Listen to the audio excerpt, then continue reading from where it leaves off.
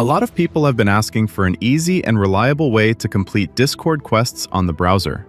The old methods I previously shared were complicated, outdated, and had way too many steps. So I went ahead and built a browser extension that completes Discord quests with just one click. The full source code of this extension is available on GitHub if you want to review the code or check how it works. To install it, go to the GitHub link in the video description, click on the releases, and download the latest version. Once downloaded, extract it to a folder. Then open your browser, go to Manage Extensions, enable Developer Mode if you already don't have it enabled, and click on the Load Unpacked button. You then have to select the folder you've extracted earlier. So what does it actually do?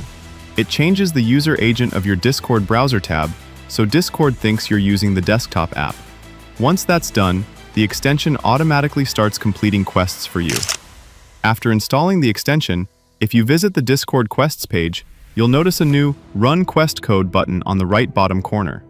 All you have to do is accept a quest, pick desktop if it asks for a platform, and click on the Run Quest Code button. The extension will then start completing the quest automatically. However, you can't choose individual quests. It will complete whatever quest you've accepted.